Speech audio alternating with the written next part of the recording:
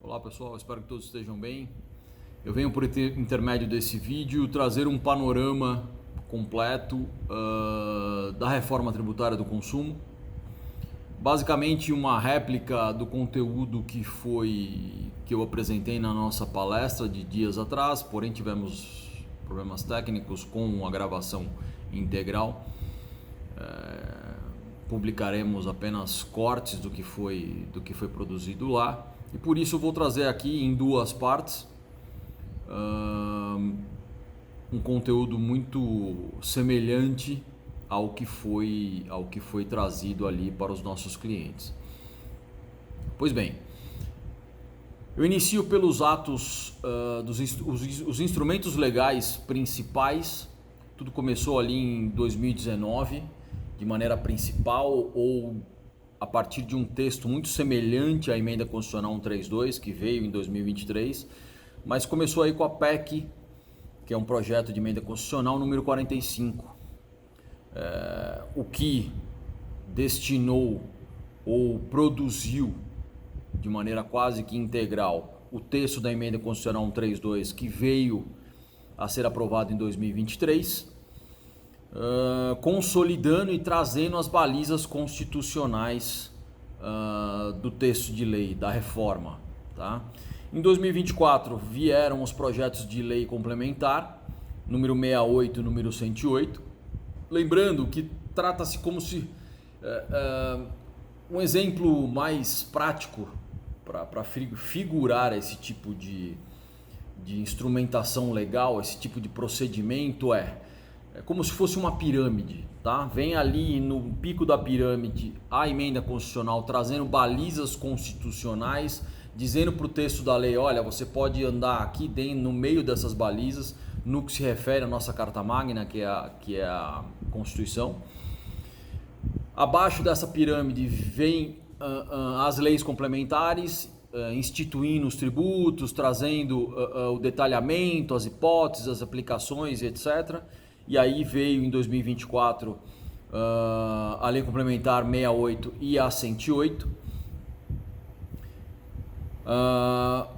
O projeto de lei 68 instituía o IBS, que é o Imposto sobre Bens e Serviços, que é um imposto novo que substituirá o ICMS e o ISS. Eu vou trazer um pouquinho à frente esse detalhamento, apenas para contextualizar nesse momento, que é o Imposto sobre Bens e Serviços. E a CBS, que substituirá o PIS e o COFINS na esfera federal, que é a Contribuição sobre Bens e Serviços.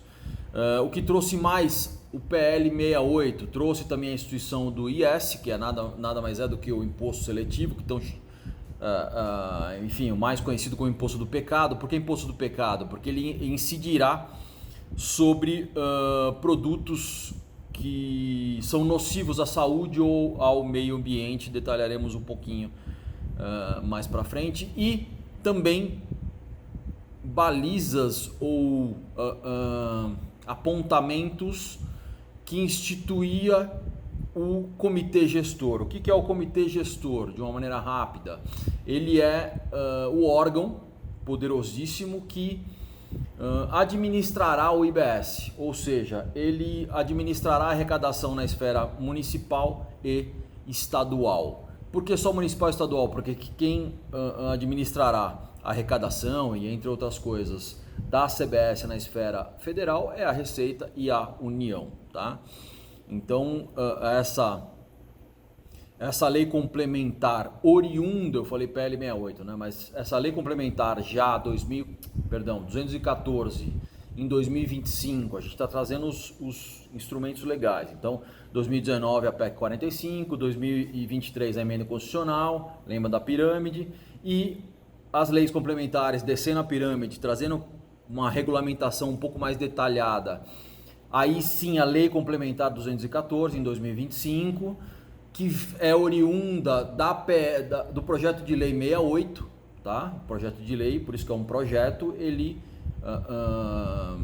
se consolida em lei complementar. Dessa forma surgiu a 214 2025, trazendo novamente IBS, CBS, o imposto seletivo e regras mais básicas, por enquanto, do comitê gestor que administrará o IBS no tocante à esfera estadual e municipal, trazendo 544 artigos. Então eu fico pensando, até fiz o comentário lá na palestra, se uma lei complementar que ainda não regulamentou, ainda não vieram, lembra da pirâmide, não vieram os detalhamentos, as regulamentações, as resoluções, as portarias, então quer dizer, nós vamos precisar mais de talvez 5.000 dispositivos legais para detalhar aplicações, hipóteses, etc. Mas enfim, é só uma observação. Veio ainda em 2025 a Lei Complementar 224, trazendo uma prerrogativa, uma alteração importante no regime tributário do lucro presumido. O que trouxe de maneira objetiva? Empresas do lucro presumido que faturem no acumulado além de 5 milhões no exercício, contudo, se está delimitando em 5 milhões do exercício, sobra 1,250 para cada trimestre, certo? 4 trimestres, 1,250 para cada trimestre. O que exceder em cada trimestre, sobre esses 1,250, recolherá numa base de cálculo presumida, não de, por exemplo, usando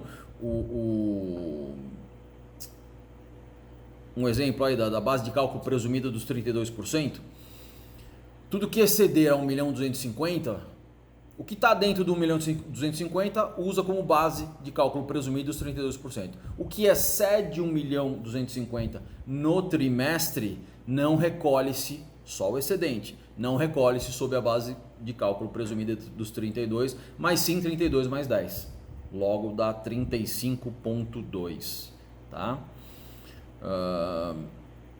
Veio também, ainda em 2025, uma instrução normativa importante 2.306, trazendo detalhamentos da Lei Complementar 224, que é a que instituiu esse aumento na base de cálculo presumida do regime do lucro presumido, que também é importante. Eu ouso dizer que o propósito, e com o material, com a explicação do conteúdo, vocês vão notar que o propósito do governo é muito claro em espremer o lucro presumido para trazer as empresas para o lucro real. Por que isso? Porque o lucro real, a palavra já diz, trata-se de um lucro real, uma maior fiscalização, um maior controle, uma maior exposição das empresas, né?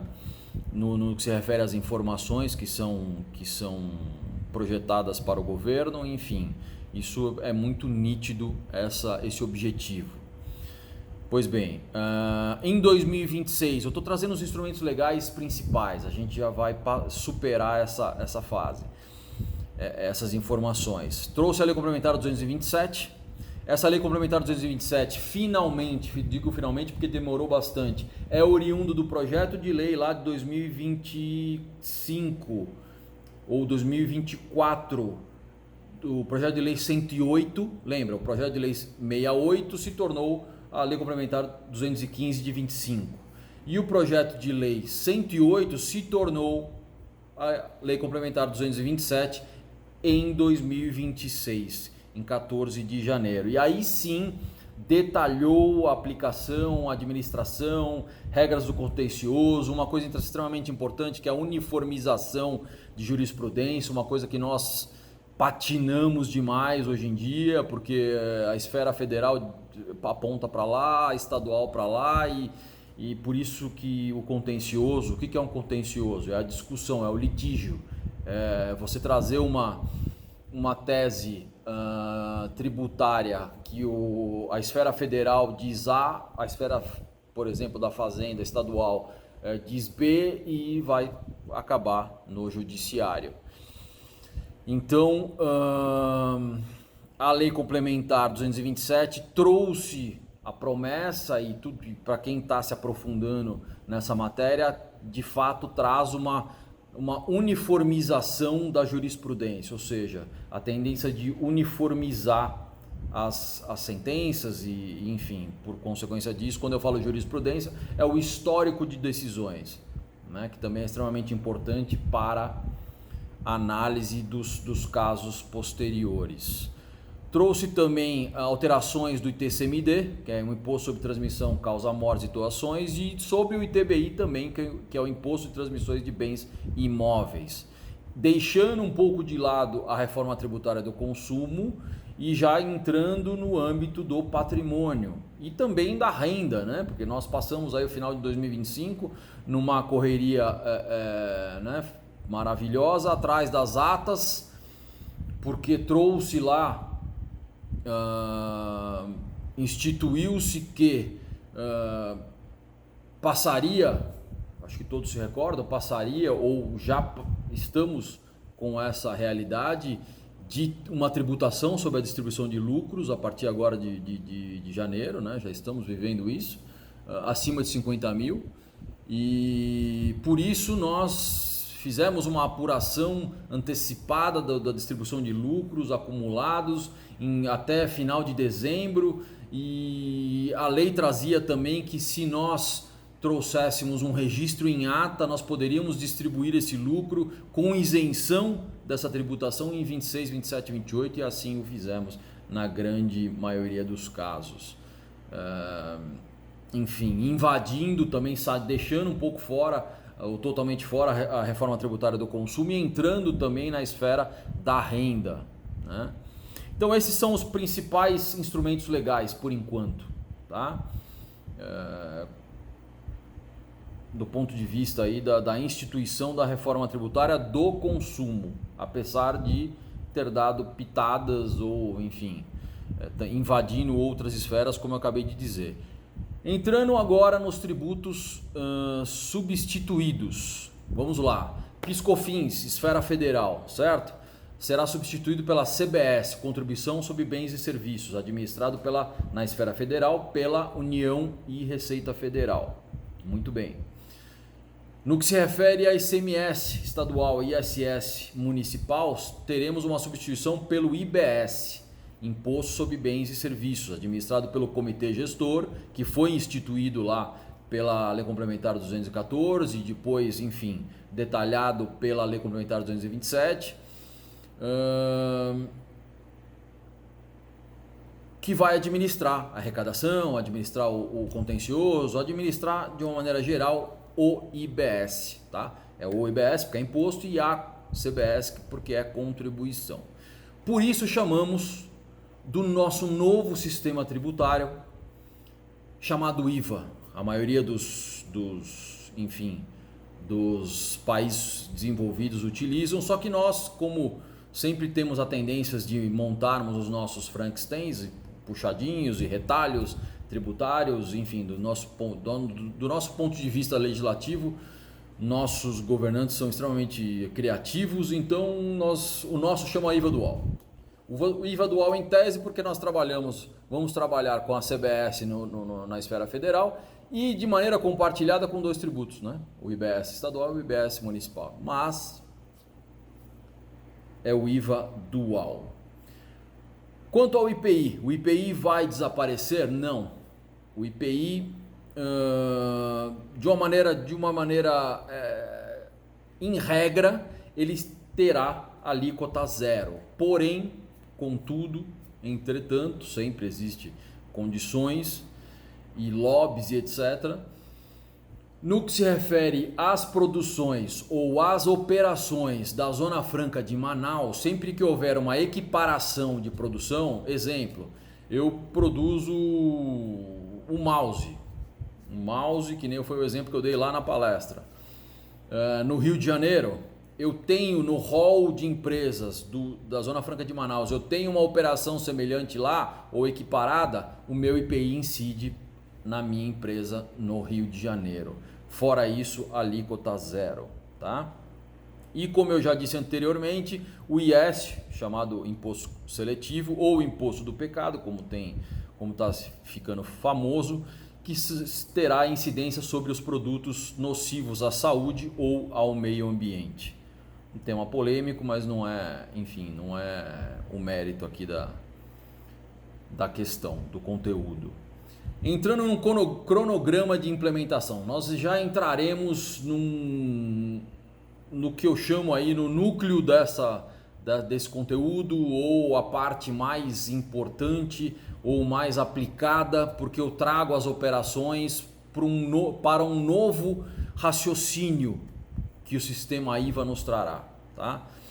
Mas eu sou obrigado a trazer esses atos legais, trazer os conceitos dos tributos substituídos e agora o cronograma de implementação, que é extremamente importante. Então teremos em 2026, como vivemos nesse momento, a obrigatoriedade do destaque da CBS e da IBS, CBS com 0,9 e IBS com 0,1, no que se refere por enquanto apenas às empresas do RPA. Quando eu falo RPA, lucro presumido e lucro real, tá?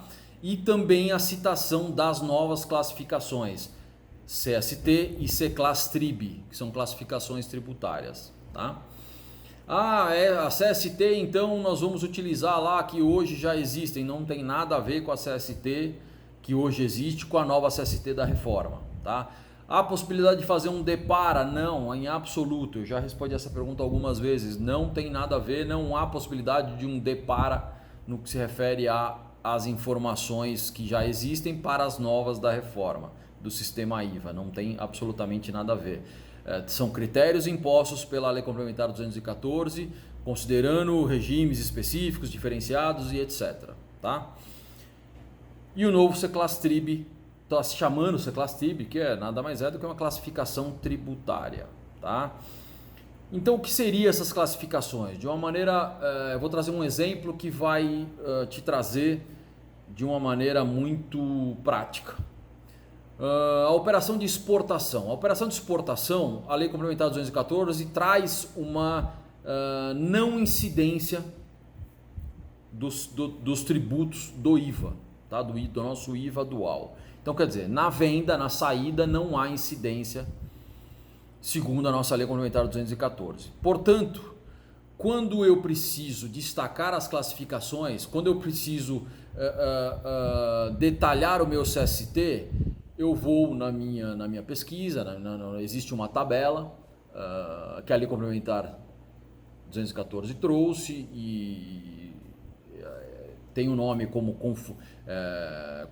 conformidade fácil, salvo o melhor juízo, conformidade fácil, uma planilha interessante, só que não tem como você buscar informação nessa planilha se você não estudar 214, tá? Quem dá os parâmetros é a lei, é o texto da Lei 214, Lei Complementar. Então, lá na minha operação de exportação, que eu não tenho incidência na saída, quando eu preciso destacar o meu CST, na minha planilha lá da conformidade, eu já tenho lá o CST 410, tá? Quando eu junto o meu CST e o meu C-Class-Trib, eu tenho 6 números.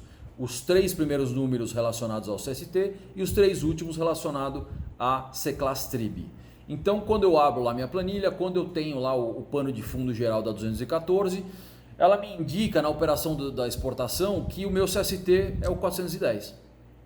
E aí quando eu pergunto para o meu CST 410, o meu CST 410, qual é a informação que você me traz? Aí ele diz assim, olha, eu te digo que a operação de exportação não tem incidência. Ok, então esgotamos as informações do CST e que na hipótese da exportação é o 410. Muito bem. Quando passamos para o destaque, lembra? O CST os 3 primeiros números, o C-Class-Trib os 3 últimos. Quando passamos a determinar os 3 últimos números, que é o C-Class-Trib, nós fazemos a planilha da conformidade em parceria com a instituição legal da 214, me traz que a C-Class-Trib para a operação da exportação é a 0,27. Então é 410, 0,27, né? Juntando as duas classificações. E eu pergunto para a minha C-Class-Trib 0,27. Ok, o meu CST 410, ele me trouxe a informação que não há incidência. E você, C-Class-Trib 0,27, o que você me diz? Aí ele responde, olha, eu te digo que o 410 te fala que não há incidência e eu, 0,27, sobre a operação de exportação, te digo que não há incidência, pois trata-se de exportação. Ou seja, ele detalha. O CST traz uma informação objetiva e o C-Class-Trib detalha. Ele diz, olha, não há incidência, que nem o CST te trouxe a informação e eu te digo que não há incidência porque é exportação. Logo, 410.027, tá? Então, em 2026 nós temos, nesse início de cronograma de implementação, nós temos a exigência do destaque das alíquotas 0,9 da CBS e 0,1 da IBS e o destaque do CST e o C-Class-TRIB para empresas do RPA, lucro presumido e lucro real. As empresas do Simples Nacional não há essa exigência, tá? Tomando muito cuidado que houveram notas técnicas trazendo, aliás, não foi uma normativa que trouxe a inexistência de rejeição para essas notas, ou seja, se você não preencher, a normativa está dizendo que não haverá rejeição, você conseguirá emitir a nota, pois não haverá rejeições. Agora, o alerta de atenção que eu trago uma coisa é dizer que não há rejeição, outra coisa é cair a obrigatoriedade. Não houve a queda da obrigatoriedade no texto da lei, ou seja, a minha recomendação é que se faça o destaque correto do 0.1, 0.9 e as classificações corretas para que posteriormente não venha nenhuma cobrança, porque de novo, não houve a queda da obrigatoriedade para as empresas de RPA, tá? Das empresas de lucro presumido e lucro real. E sim, a normativa com medo de haver aí um caos, né, do ponto de vista tecnológico, porque muitas esferas não estavam preparadas, ela estabeleceu que não haverá rejeição por hora. Tá? Tem se trazido já um prazo de 4 meses, estão se falando em abril, mas não é bem isso. O que começa essa cobrança de multas ou essa exigência que acabaria essa flexibilidade do ponto de vista de rejeição, mas não é abril, é 4 meses após a publicação que ainda não houve, tá? Na realidade é isso. Em 2026 ainda teremos a instituição de dois prazos para enquadramento do Simples Nacional. Não haverá mais esse processo de renovação apenas em dezembro do Simples Nacional, tá? Haverá em abril e em setembro, e tudo leva a crer. Por que eu digo que tudo leva a crer? Porque, por exemplo, a Lei Complementar 227 já revogou alguns ou vários artigos da 214, modificando muita coisa. Então, quer dizer, tudo leva a crer, por enquanto, estamos trabalhando com a hipótese, com a perspectiva de já ter uma escolha de enquadramento para o Simples Nacional em setembro. Será sempre em abril e em setembro. Mas como assim escolha de enquadramento do Simples Nacional? Teremos agora duas opções. Não será apenas uma renovação do Simples. Eu quero renovar ou não quero renovar? Não. Eu quero renovar e não quero renovar. E eu posso renovar no Simples unificado ou ter um Simples pagando a IBS, o IBS e a CBS em apartado. Porque quando eu recolho aqui no Simples Nacional, dentro, unificado, como é hoje, nos moldes que é hoje, eu recolho sob uma alíquota reduzida, né? De acordo com a Lei 123 do Simples Nacional, que exige que seja um regime diferenciado, com certos favorecimentos. Porém, eu também vou ter a opção de escolher recolher os dois tributos novos por fora, com uma alíquota integral. Ah, mas eu vou recolher com uma alíquota integral, eu sou tantã, vou pagar um tributo mais caro. Vocês vão entender quando nós entrarmos nessa análise do que eu chamo de modelo de negócios, que é o clímax, que é o núcleo da reforma tributária. É a análise necessária para toda e qualquer empresa daqui em diante, tá? Para que se tenha um planejamento tributário efetivo e preciso. Não trabalharemos apenas com comparativo de planilha de cálculo de regimes. Olha, o seu lucro real está dando X, o lucro presumido está dando Y, então é melhor o real ou é melhor o Simples. Não se compara. É importante esse comparativo? Sem dúvida nenhuma, há um embasamento numérico tributário muito importante. Porém, essa análise do modelo de negócio será de suma importância, tá? Evoluindo, em 2027, o que teremos? Lembrando, estamos trazendo o cronograma de transição. Em 2027 teremos a substituição do PIS/COFINS, esfera federal, pela CBS, lembra? Contribuição sobre Bens e Serviços, administrado pela Receita Federal e pela União. Será um virar de chave, não terá fase de transição, como vocês verão que no IBS vai ser diferente, tá? CBS não, janeiro de 27 acaba PIS/COFINS, ficam-se apenas as discussões do contencioso, que é obrigado a ter o prazo, mas é integralmente a CBS, o sistema IVA já operando integralmente na esfera federal. 2027 teremos uma EBS que continuará com uma alíquota teste, como estamos tendo hoje nas duas, né? 0.9, 0.1. O IBS vai continuar quietinho na alíquota teste, 0.5. As regulamentações trarão se houverão compensação desse recolhimento ou não, ou de repente sem recolhimento, como hoje está o 0.9 do CBS e o 0.1 do IBS. Hoje nós não temos o recolhimento, né? O IS, imposto seletivo, lembra lá o imposto do pecado, nocivo para incidência dos produtos nocivos para a saúde e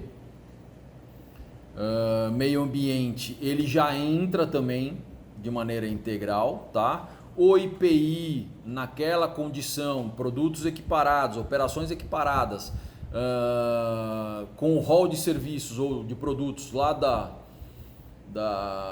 industrialização lá da Zona Franca de Manaus, eu tenho uma operação equiparada, eu recolho IPI. Ah, não tem nada a ver com o rol lá da Zona Franca de Manaus? IPI alíquota zero, tá? Então 2027 e 28 porque é imposto, o IBS ficará quietinho lá no 0.5, tá?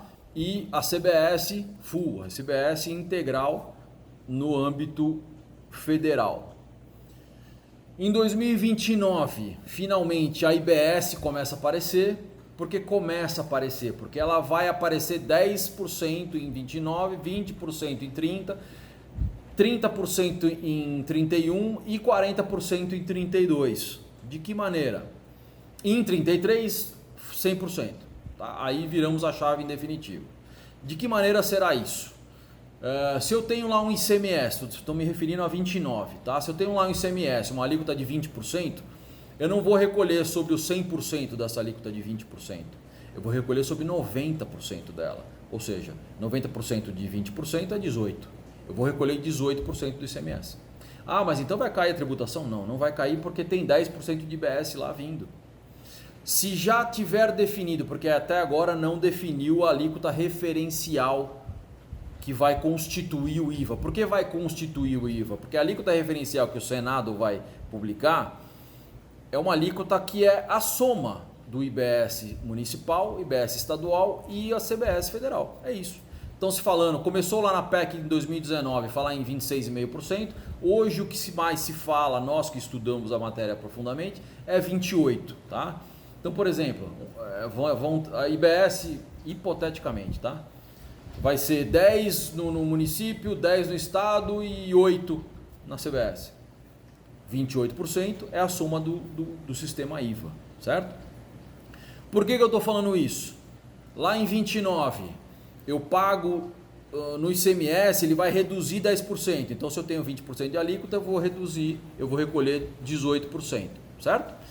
Porque, em contrapartida, o IBS começa a aparecer com 10%. Então, se eu tenho lá uma alíquota do meu IBS, que foi já definido, vamos dizer que está em 10%, para facilitar a conta, porque até agora não foi publicado isso, também acho que de maneira tardia. Se eu tenho 10% de alíquota do IBS, na hora de recolher, eu vou recolher sobre 10%, 1% então. Entende? Então eu recuo o ICMS e o ISS e entro com o meu IBS em 10%. Certo? Em 2030 eu recuo o meu ICMS, a título de exemplo, em 20% e destaco e recolho o meu IBS em 20%. Então, se eu tenho 10% de alíquota do IBS, eu recolho sobre 2%. Certo? Eu vou em 2033, como eu havia dito, até 2032 vai chegar até 40% de IBS e o ICMS e o ISS recolhe ou reduz em 40, né? Porque vai subir aqui o IBS em 40 para ter um equilíbrio de arrecadação, que é a promessa do governo. Em 2033, reforma do consumo integral. Eu vou mudar o vídeo agora para que não fique muito longo. Esse será a nossa primeira parte. Até já.